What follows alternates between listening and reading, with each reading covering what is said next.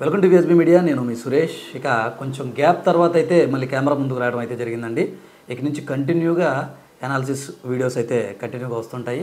ఇక విషయంలోకి వస్తే చంద్రబాబు గారు భయపడుతున్నారండి. ఎందుకు భయపడుతున్నారు? ఏ ప్రభుత్వమైనా అభివృద్ధిని కాంక్షించాలి, మౌలిక వసతులకు పెద్దపీట వేయాలి. అలాంటప్పుడే ఆ ప్రభుత్వం ప్రజల్లో మంచి మన్నన పొందుతుంది. వీటితో పాటు ఇటు అభివృద్ధితో పాటు సంక్షేమ ఫలాలు కూడా అందించాలి. లేకపోతే ప్రజల్లో ఆ పార్టీ అయితే విశ్వసనీయత సాధించలేదు. అయితే చంద్రబాబు నాయుడు గారు ఎందుకు భయపడుతున్నారు అనేది ఇప్పుడు మనం చూసుకున్నట్లయితే ఆయనకి కూటమితో మంచి విజయాన్ని అయితే కాంక్షించారు. అసలు వైఎస్ఆర్ కాంగ్రెస్ పార్టీ ప్రతిపక్షం కూడా లేకపోకుండా మంచి విజయం అయితే సాధించారన్నమాట. ఇది ఆంధ్రప్రదేశ్లో తొలిసారన్నమాట, ఒక ప్రతిపక్షం కూడా లేకోకుండా. గతంలో వైఎస్ఆర్ కాంగ్రెస్ పార్టీ 151 స్థానాల్లో గెలిచి ఏ విధంగా రికార్డు సృష్టించిందో దానికి మించి సృష్టించింది. అందుకే చంద్రబాబు గారు భయపడుతున్నారు. అన్ని సీట్లు సాధించిన వైఎస్ఆర్ కాంగ్రెస్ పార్టీ మౌలిక సదుపాయాలు అభివృద్ధిని పక్కన పెట్టి కేవలం సంక్షేమం మీద ఫోకస్ ఎక్కువ పెట్టింది. మంత్రులు అవ్వచ్చు, ఎమ్మెల్యేలు అవ్వచ్చు, వాలంటీర్లు అవ్వచ్చు, ఇంకా మిగతా ఉద్యోగులు అవ్వచ్చు, ఎవరైనా ఈ సంక్షేమ ఫలాల గురించి వీటి గురించే కానీ ఎక్కడ కూడా గ్రామాల మౌలిక వసతుల గురించి కానీ రోడ్ల గురించి కానీ ఎక్కడ కానీ ఫోకస్ పెట్టలేదు. కాబట్టి ఇప్పుడు కనీసం ప్రతిపక్షం కూడా దక్కని పరిస్థితిలోకి అయితే వెళ్ళిపోయింది. ఒక ఇంట్లో అప్పు తెచ్చుకొని తినడం అయితే కుదురుతుంది, ఇంట్లోంచి బయటకు వెళ్ళకోకుండా. కానీ మరి ఇన్కమ్ వస్తేనే కదా వాళ్ళు ఇంట్లో ఏదైనా చేయగలుగుతారు. అదే ఆ ఉన్న డబ్బుతో ఎక్కడన్నా ఇన్వెస్ట్ చేసి ఏదైనా చిన్న బిజినెస్, చిన్న బడ్డీ కొట్టో లేకపోతే ఇంకా వాళ్ళకి సంబంధించిన వృత్తులకు సంబంధించింది ఏదైనా పెట్టుకుంటే మాత్రమే ఇన్కమ్ వస్తుంది. అప్పుడు మనం అభివృద్ధి చెందుతాం. మనకి ఏదైనా రేకుల షెడ్ ఉంటే డాబా కట్టుకోవచ్చు, పక్కా ఇల్లు కట్టుకోవచ్చు, ఇంకేదైనా చేయొచ్చు. కానీ వైఎస్ఆర్ కాంగ్రెస్ పార్టీ ఇదే తప్పు చేసింది.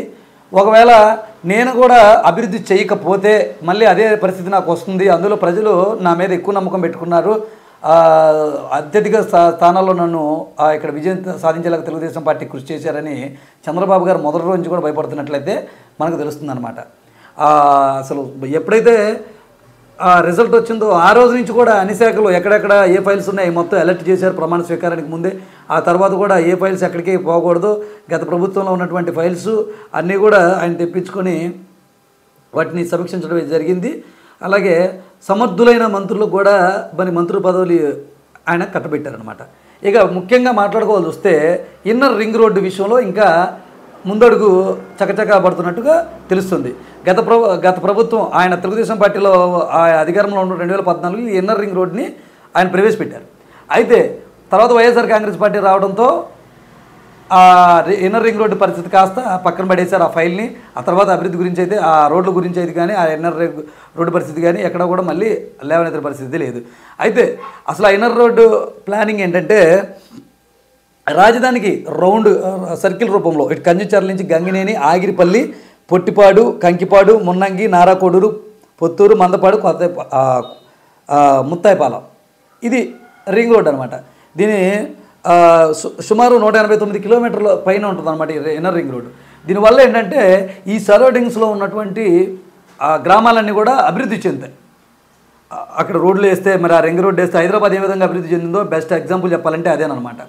అదేవిధంగా ఇప్పుడు దీన్ని ఈ రోడ్డు ప్రతిపాదన కూడా మళ్ళీ ఈ ఫైల్ కదిలిస్తున్నారంట చంద్రబాబు నాయుడు గారు. ఇంకా తెలుగుదేశం పార్టీ భవిష్యత్తులో మళ్ళీ వెనక్కి తిరిగి చూసుకోకుండా నారా లోకేష్ గారి రాజకీయ భవిష్యత్తును ప్రశ్నార్థకంగా మారకుండా అలాగే ఏపీ ప్రజల కలలను ఆకాంక్షిస్తూ అభివృద్ధిని ఆకాంక్షిస్తూ చంద్రబాబు నాయుడు గారు అయితే ఈ పనికి శ్రీకారం చుట్టారని తెలుస్తుంది. అయితే పూర్తిగా అధికారికంగా అయితే ప్రకటన రాలేదురే కానీ ఈ ఫైల్ని అయితే చకచకా కదిలించే ఏర్పాట్లో ఆయన ఉన్నారట.